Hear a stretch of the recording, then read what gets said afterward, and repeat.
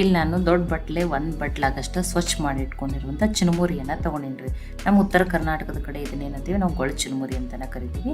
ಇನ್ನೊಂದು ಬೆಳಗಾವಿ ಚಿನ್ಮುರಿನೂ ಬರ್ತದೆ. ನಿಮ್ಮ ಕಡೆ ಯಾವ ಚಿನ್ಮುರಿ ಇದಾವಲ್ರಿ ಅದನ್ನು ನನಗೆ ತೊಗೊರಿ. ಇದನ್ನು ಕೆಲವರು ಮಂಡಕ್ಕಿ ಅಂತಲೂ ಕರೀತಾರೆ. ಈ ಚಿನ್ಮುರಿಯನ್ನು ಏನು ಮಾಡ್ತೀನಿ ರೀ, ಇದಕ್ಕೆ ನೀರು ಹಾಕೋತೀನಿ ರೀ. ನೋಡಿ, ಆ ನೀರನ್ನು ಮಿಕ್ಸ್ ಮಾಡಿ ಆ ಚುನ್ಮುರಿ ಸ್ವಲ್ಪ ಮೆತ್ತಗಾಗಬೇಕು ರೀ. ಅದಕ್ಕನ್ನೇ ಆ ನೀರಿನಲ್ಲಿ ಹಾಕಿಬಿಟ್ಟಿದ್ದೀನಿ. ಒಂದು 5 ನಿಮಿಷ ನೆನೆ ಇಡ್ತೀನಿ ರೀ. ನೋಡಿ, 5 ನಿಮಿಷ ಆದಮೇಲೆ ಏನಾಗ್ತದೆ ರೀ, ಸಾಫ್ಟ್ ಆಗಿರ್ತಾವೆ ನೋಡಿರಿ. ಇವು ಗೊಳ ಚುನ್ಮುರಿ ಅಂತಲೂ ಬೆಳಗಾವಿ ಚುನ್ಮುರಿಗಿಂತ ಬೇಗನೆ ಸಾಫ್ಟ್ ಆಗ್ತವೆ ನೋಡಿರಿ. ಈಗ ಇದನ್ನು ಬೇರೆ ಪಾತ್ರೆಗೆ ಈ ರೀತಿ ನೀರನ್ನು ಹಿಂಡಿಬಿಟ್ಟು ತೊಗೋತೀನಿ ರೀ. ಮನೆಯಲ್ಲಿರುವ ಸಾಮಗ್ರಿಗಳನ್ನ ಬಳಸಿನೇ ತುಂಬ ಟೇಸ್ಟಿಯಾಗಿ ಮಾಡ್ತಾಯಿದ್ದೀನಿ ನೋಡಿ. ಅದಕ್ಕೆ ನಾನು ಒಂದು ದೊಡ್ಡ ಬಟ್ಲೆ ಒಂದು ಬಟ್ಲೆ ಅಂದ್ರೆ ಒಂದು 2 ಬಟ್ಲಾಗಷ್ಟು ಚುನ್ಮುರಿಯನ್ನು ತೊಗೊಂಡಿದ್ದೇನೆ ನೋಡಿ. ಈಗ ಇದನ್ನು ನನ್ನ ಕತ್ತಕ ಸೈಡಿಗೆ ಇಡ್ತೇನೆ ರೀ. ಈಗ ಇದನ್ನು ಈ ಪಾತ್ರೆಗೆ ಹಾಕೋತೀನಿ ರೀ. ಅದೇ ಪಾತ್ರೆಗೆ ನೀರನ್ನು ತಗೊಂಡಿದ್ದೀನಿ ನೋಡಿ. ಅದು 2 ಬಟ್ಲೆ ಚುನ್ಮುರಿ ಹಾಕೊಂಡ್ರೆ ಅವಾಗ ನೆನೆದು ಬಿಟ್ಟು ಏನಾಗ್ತೈತಿ 1 ಬಟ್ಲಾಗಷ್ಟು ಆಗ್ತದೆ ರೀ ಅದು ನೋಡಿ. ಇದಕ್ಕೆ ನಾನಿಲ್ಲಿ 1 ಬಟ್ಲಾಗಷ್ಟು ಎಳೆ ಮೆಂತ್ಯ ಸೊಪ್ಪನ್ನು ತೊಳೆದ್ಬಿಟ್ಟು ಸಣ್ಣದಾಗಿ ಕಟ್ ಮಾಡಿ ಹಾಕ್ತಾಯಿದ್ದೀನಿ ರೀ. ನೀವು ಮೆಂತ್ಯ ಸೊಪ್ಪಿನ ಬದಲು ಇಲ್ಲಿ ಏನು ಮಾಡ್ಬೋದು, ಪಾಲಕ್ ಸೊಪ್ಪನ್ನಾದ್ರೂ ಹಾಕ್ಬೋದು. ಇಲ್ಲ ಮೆಂತ್ಯ ಸೊಪ್ಪಿನ ಕ್ವಾಂಟಿಟಿ ನೀವು ಇನ್ನೂ ಸ್ವಲ್ಪ ಜಾಸ್ತಿನ ಹಾಕ್ತೀನಿ ಅಂದ್ರೆ ನಡೀತದೆ ರೀ, ಅದನ್ನೂ ಹಾಕ್ಬೋದು ರೀ, ನಡೀತದೆ. ಒಂದು ಸ್ವಲ್ಪ ಕೊತ್ತಂಬರಿ ಸೊಪ್ಪು, ಒಂದು ಈರುಳ್ಳಿಯನ್ನು ಉದ್ದುದ್ದಾಗಿ ತೆಳುವಾಗಿ ಕಟ್ ಮಾಡಿ ಹಾಕ್ತಾಯಿದ್ದೀನಿ ರೀ. ನೀವು ಸಣ್ಣದಾಗಿ ಕಟ್ ಮಾಡಿನೂ ಹಾಕಿದ್ರೆ ನಡೀತದೆ ನೋಡಿ. ಇಲ್ಲಿ ನಾನು 2 ಮೆಣಸಿನ್ಕಾಯಿ, ಸ್ವಲ್ಪ ಹಸಿ ಶುಂಠಿ, ಒಂದು 5 ಬೆಳ್ಳುಳ್ಳಿ ಹೆಸರನ್ನ ಈ ರೀತಿ ಪೇಸ್ಟ್ ಮಾಡಿ ಹಾಕತ್ತೀನಿ. ಖಾರ ನೀವು ನೋಡ್ಕೊಂಡು ಹಾಕೋರಿ. ಇಲ್ಲ ಹಸಿ ಮೆಣಸಿನ್ಕಾಯಿ ತುಂಬ ಖಾರ ಅನ್ನಿಸ್ತದಂದ್ರೆ ಒಂದೇ ಮೆಣಸಿನ್ಕಾಯಿನ ಹಾಕೋರಿ. ರುಚಿಗೆ ತಕ್ಕಷ್ಟು ಉಪ್ಪು ನೋಡಿ. ಒಂದು ಅರ್ಧ ಸ್ಪೂನಾಗ ಸಕ್ಕರೆ ಹಾಕ್ತೀನಿ ರೀ. ಸ್ವಲ್ಪ ಮೆಂತ್ಯ ಸೊಪ್ಪಿಂದ ಏನಾದ್ರು ಕೈ ಅಂಶ ಅನ್ನಿಸಿತ್ತಂದ್ರೂ ಅದಕ್ಕೆ ಕಡಿಮೆ ಆಗ್ತದೆ. ಒಂದು ಅರ್ಧ ಸ್ಪೂನಾಗಷ್ಟು ಗರಂ ಮಸಾಲ, ಇಲ್ಲ ನಮಗೆ ಸಕ್ಕರೆನೇ ಬೇಡ ಅಂದ್ರೆ ನೀವು ಸ್ಕಿಪ್ ಮಾಡಿ ನಡೀತದೆ. 1/4 ಟೀ ಸ್ಪೂನಾಗಷ್ಟು ಅರಿಶಿನ, ಮೆಣಸಿನ್ಕಾಯಿ ಹಾಕಿರೋದ್ರಿಂದ ಅರ್ಧ ಸ್ಪೂನಾಗಷ್ಟು ರೆಡ್ ಚಿಲ್ಲಿ ಪೌಡ್ರನ್ನ ಹಾಕ್ತಾಯಿದ್ದೀನಿ. ಅಂದರೂ ನೀವು ಖಾರ ನೋಡ್ಕೊಂಡು ಹಾಕೋರಿ. ಒಂದು ಅರ್ಧ ಸ್ಪೂನಾಗಷ್ಟು ಜೀರಿಗೆ ಪುಡಿ, ಇದು ಹುರಿದಿರುವ ಜೀರಿಗೆ ಪುಡಿ. 1 ಸ್ಪೂನಾಗಷ್ಟೇ ನಿಂಬೆ ರಸನ ಹಾಕೊಂಡ್ರಿ. ಇಲ್ಲಾಂದ್ರೆ ನೀವು ಒಂದು ಅರ್ಧ ಸ್ಪೂನಾಗಷ್ಟು ಚಾಟ್ ಮಸಾಲ ಆದರೂ ಹಾಕಿ ನಡೀತದೆ ನೋಡಿ. ಇದನ್ನು ಮಿಕ್ಸ್ ಮಾಡ್ಕೊಂಡು ನೋಡಿರಿ. ಅದು ಮೆಂತ್ಯ ಸೊಪ್ಪದೆಲ್ಲ ತೊಳೆದು ಕಟ್ ಮಾಡಿದೆಲ್ಲ ಎಲ್ಲನೂ ನೀರು ಬಿಟ್ಕೋತದ್ರಿ ಅದು.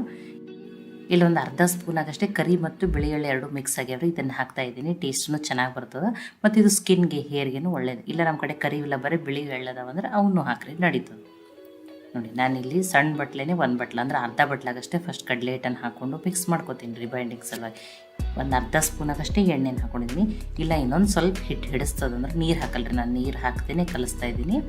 ಇಲ್ಲ ಹಿಡಿಸ್ತದ ಹಿಟ್ಟಂದ್ರೆ ಇನ್ನೊಂದು ಸ್ಪೂನಾಗಷ್ಟು ಹಾಕೋತೀನಿ ರೀ. ತುಂಬಾ ಮೆತ್ತಗೆ ಅನ್ಸಾಕತ್ತಿದ್ರಿ. ಇಲ್ಲಿ ಸೋಡಾ ಏನೋ ಮೊಸರು ಏನನ್ನು ಬಳಸ್ತೇನೆ ಮಾಡ್ತಾಯಿದ್ದೀನಿ ರೀ ನಾನು ನೋಡಿ. ಇನ್ನೊಂದು ಸ್ಪೂನಾಗಷ್ಟೇ ಹಿಟ್ಟು ಹಿಡಿಸ್ತದೆ. ಒಮ್ಮೆಲೇ ಹಾಕ್ಬೇಡ್ರಿ, ಹಿಟ್ಟಿನ ಕ್ವಾಂಟಿಟಿನೂ ಜಾಸ್ತಿ ಆಗಬಾರ್ದ್ರಿ, ಅದು ಅವಾಗ ಹಿಟ್ಟು ಹತ್ತದ ನೋಡಿ. ಅದಕ್ಕೆ ನೋಡ್ಕೊಂಡು ಹಿಟ್ಟು ಹಾಕೋರಿ, ನಡೀತದೆ ನೋಡಿ. ಅರ್ಧ ಬಟ್ಲ ಮೇಲೆ ನಾನಿಲ್ಲಿ 1 ಸ್ಪೂನಾಗಷ್ಟೇ ಹಿಟ್ಟನ್ನು ಹಾಕ್ಕೊಂಡಿದ್ದೀನಿ ಅಷ್ಟೇ. ಇದೇ ರೀತಿಯೇ ಇರ್ಬೇಕು ನೋಡಿರಿ. ತುಂಬ ಗಟ್ಟಿನೂ ಕಲಸಲ್ಲ, ಹಿಟ್ಟನ್ನು ಯಾವ ರೀತಿ ಇರ್ಬೇಕಂತ ಹೇಳಿ ನಾವು ತೋರಿಸ್ತೀನಿ ನೋಡಿರಿ. ನೀವು ತುಂಬ ಹಿಟ್ಟು ಹಾಕ್ಕೊಂಡು ಗಟ್ಟಿಯಾಗಿನೂ ಕಲಿಸ್ಕೊಬೇಡ್ರಿ ನೋಡಿ. ಇದೇ ರೀತಿಯೇ ಇರಲಿ ರೀ ಹಿಟ್ಟು ನೋಡಿ. ಈ ರೀತಿ ಈಗ ಇದು ಕರೆಕ್ಟಾಗಿ ರೆಡಿ ಆಗಿದೆ. ಇದನ್ನು ಹಿಟ್ಟೇನೇನು ನೆನೆ ಬಿಡೋದು ಬೇಡ್ರಿ. ಈಗ ನೋಡಿ ಹಿಟ್ಟು ಕರೆಕ್ಟಾಗಿ ರೆಡಿ ಆಗಿದೆ. ಇದೇ ರೀತಿಯೇ ಇರಬೇಕು ರೀ ಇದು ಹಿಟ್ಟು. ಈಗ ಇದಕ್ಕೊಂದು ಸ್ವಲ್ಪ ನೋಡಿ ನಾನು ಎಣ್ಣೆಯನ್ನು ಕೈಗೆ ಹಚ್ಕೊಂಡು ಸಣ್ಣ ಸಣ್ಣ ಕಟ್ಲೆಟ್ ಥರ ಮಾಡ್ಕೊತೀನಿ ರೀ. ಕಟ್ಲೆಟ್ನು ತುಂಬ ದಪ್ಪದಾಗಿ ಮಾಡಬೇಡ್ರಿ, ಅರ್ಥ ಚಲೋ ಅತ್ತಲ್ರಿ. ಇದು ಸ್ವಲ್ಪ ತೆಳುವಾಗಿಯೇ ತಡ್ಕೋಬೇಕು ಅದನ್ನು. ನಾನು ಕೈಯಲ್ಲೇ ಮಾಡ್ತಾಯಿದ್ದೀನಿ. ಇಲ್ಲಾಂದ್ರೆ ನೀವೇನು ಮಾಡ್ಬೋದು, ಶೀಟ್ ಮೇಲೆ ಅಥವಾ ಆಯಿಲ್ ಪ್ಯಾಕೆಟ್ ಇತ್ತಂದ್ರೆ ಅದ್ರ ಮೇಲೂ ತಟ್ಬಿಟ್ಟು ಮಾಡ್ಕೊಬೋದು, ನಡೀತದೆ. ಇಲ್ಲ ಬಟರ್ ಪೇಪರ್ ಮೇಲೆ ಮಾಡ್ತಿದ್ರೆ ಅದ್ರ ಮೇಲೂ ಮಾಡ್ಕೊಂಡು ನಡೀತದೆ ನೋಡಿ. ಇಷ್ಟಿಷ್ಟನ್ನಾಗಿ ಮಾಡೋಣ ರೀ ನೋಡಿ. ಇದನ್ನು ನೀವು 3 ಥರ ಮಾಡ್ಕೋಬೋದು. ನಮಗೆ ಹೆಲ್ದಿನೇ ಬೇಕಂದ್ರೆ ಸ್ಟೀಮ್ ಮಾಡಿಬಿಟ್ಟು ತಿನ್ಬೋದು. ಇಲ್ಲ ಸ್ವಲ್ಪ ಎಣ್ಣೆ ನಡೀತದಂದ್ರೆ ಶಾಲೋ ಫ್ರೈ ಮಾಡ್ಬೋದು. ಎಣ್ಣೆ ನಡೀತದಂದ್ರೆ ನೀವು ಡೀಪ್ ಫ್ರೈನೂ ಮಾಡ್ಕೋಬೋದು. ಇದನ್ನು ನೀವು ಏನು ಮಾಡ್ಬೋದು, ಸಾಯಂಕಾಲ ಸ್ನ್ಯಾಕ್ಸಿಗಾದರೂ ಮಾಡ್ಕೋಬೋದು, ಬೆಳಗಿನ ಬ್ರೇಕ್ಫಾಸ್ಟಿಗಾದರೂ ಮಾಡ್ಕೋಬೋದು. ಇಲ್ಲ ನೀವು ಡೀಪ್ ಫ್ರೈನೇ ಮಾಡ್ತೀರಿ ಅಂತಂದ್ರೆ 1 ಸ್ಪೂನಾಗಷ್ಟೇ ಅಕ್ಕಿ ಹಿಟ್ಟನ್ನು ಹಾಕಿರಿ, ಅವಾಗ ತುಂಬಾ ಕ್ರಿಸ್ಪಿ ಆಗ್ತಾವೆ. ಬರೀ ಶಾಲೋ ಫ್ರೈ ಮಾಡೋಕೆ ಸ್ಟೀಮ್ ಮಾಡೋಕ್ಕೆ ಮಾಡಿದಂದ್ರೆ ಆರಿದ ಮೇಲೆ ತುತ್ತು ಸಿಕ್ಕಂಗೆ ಆಗ್ತದೆ ಅದು ಅಕ್ಕಿ ಹಿಟ್ಟಿನಿಂದ. ಅದಕ್ಕೆ ನಾನು ಹಾಕಿಲ್ಲ, ಒಂದು 2 ಮಾಡಿ ತೋರಿಸಿದ್ದೀನಿ. ಒಮ್ಮೆನೂ ಎಲ್ಲನೂ ರೆಡಿ ಮಾಡ್ಕೊಂಡಿದ್ದೀನಿ ರೀ. ನಾನು ಇದನ್ನು ಏನು ಮಾಡಿದ್ದೀನಿ, ಶಾಲೋ ಫ್ರೈ ಮಾಡಿದ್ದೀನಿ ರೀ. ಕಡಿಮೆ ಎಣ್ಣೆನೇ ಬಳಸಿ ಮಾಡ್ತಾಯಿದ್ದೀನಿ.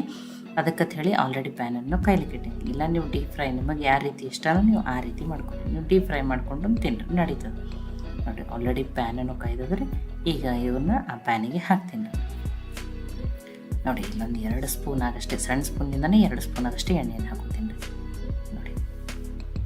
ಕಡಿಮೆ ಎಣ್ಣೆನೂ ಇರಬೇಕು, ಹೆಲ್ದಿನೂ ಇರಬೇಕು, ಟೇಸ್ಟಿನೂ ಇರಬೇಕು. ಅದನ್ನು ಆ ರೀತಿಯಾಗಿ ಮಾಡ್ತಾಯಿದ್ದೀನಿ ನಾವು. ಪರಾಠ ಅದು ಮಾಡ್ಕೊಂಡಿರ್ತೀವಿ ರೀ, ಪಲ್ಯ ಸಾಂಬಾರು ಏನೋ ಮಾಡ್ಕೊಂಡಿರ್ತೀವಿ. ಇದು ಟೇಸ್ಟ್ ತುಂಬಾ ಚೆನ್ನಾಗಿರ್ತದೆ. ಇಲ್ಲ ನಮ್ಗೆ ಎಣ್ಣೆ ನಡೀತದೆ ಪರವಾಗಿಲ್ಲ ಅಂದರೆ ನೀವು ಡೀಪ್ ಫ್ರೈ ಮಾಡ್ಕೊಂಡು ತಿನ್ನಿರಿ. ಡೀಪ್ ಫ್ರೈ ಮಾಡೋರಿದ್ರೆ ನೀವು 1 ಸ್ಪೂನಾಗಷ್ಟೇ ಅಕ್ಕಿ ಹಿಟ್ಟನ್ನು ಹಾಕೋರಿ. ನೋಡಿ ಮೀಡಿಯಮ್ ಫ್ಲೇಮ್ದಲ್ಲಿ ಇಟ್ಟನೆ ಇದನ್ನು ಚೆನ್ನಾಗಿ ಬೇಯಿಸ್ಬಿಟ್ಟು ತೊಗೊಂಡ್ರಿ. ಅದಕ್ಕೆ ಹೇಳಿದ್ರಿ ತುಂಬ ದಪ್ಪಾಗಿನೂ ತಟ್ಬಾರ್ದು. ನೋಡಿ ಈ ರೀತಿ ಕೆಂಪಾಗ ಒಂದು ಸೈಡ್ ಆಗ್ಯಾವ ನೋಡಿರಿ, 2 ಸೈಡ್ ಚೆನ್ನಾಗಿ ಬೇಯಲಿರಿ. ಮೀಡಿಯಮ್ ಫ್ಲೇಮ್ದಲ್ಲಿ ಇಟ್ಟನೆ ಬೇಯಿಸ್ಕೊಂಡಿದ್ದೀನಿ ನಾನು.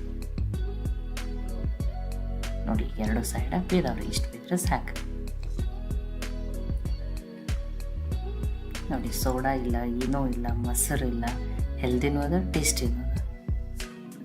ಇಲ್ಲಿ ಮೆಂತ್ಯ ಸೊಪ್ಪಿನ ಬದಲು ಪಾಲಕ್ ಸೊಪ್ಪನ್ನಾದ್ರೂ ಹಾಕ್ಬೋದ್ರಿ. ನೋಡಿ ಈಗ ಒಂದು ಬೇರೆ ಪ್ಲೇಟಿಗೆ ಹಾಕೋತೀನಿ, ನಿಮಗೆ ಸ್ವಲ್ಪ ಹಾಕ್ಲಿರಿ, ಕಟ್ ಮಾಡಿನೂ ತೋರಿಸ್ತೀನಿ. ತುಂಬಾ ಬಿಸಿ ಅದದು. ಎಷ್ಟು ಚೆನ್ನಾಗಿ ಬಂದ. ಇಲ್ಲ ನೀವು ಸಾಯಂಕಾಲ ಸ್ನ್ಯಾಕ್ಸಿಗಾದ್ರೂ ಮಾಡ್ಕೋಬೋದು, ಬೆಳಗಿನ ತಿಂಡಿಗಾದ್ರೂ ಮಾಡ್ಕೋಬೋದು. ನೋಡಿ ಎಷ್ಟು ಚೆನ್ನಾಗಿ ಬಂದ, ಎಷ್ಟು ಪರ್ಫೆಕ್ಟಾಗಿ ಬಂದ. ಇವನು ಬಿಸಿ ಬಿಸಿ ಹೀಗೇನೂ ತಿನ್ಬೋದು. ನೋಡಿ ನಾನು ನಿಮ್ಗೆ ಕಟ್ ಮಾಡಿಬಿಟ್ಟೇ ತೋರಿಸ್ತಾ ಇದ್ದೀನಿ.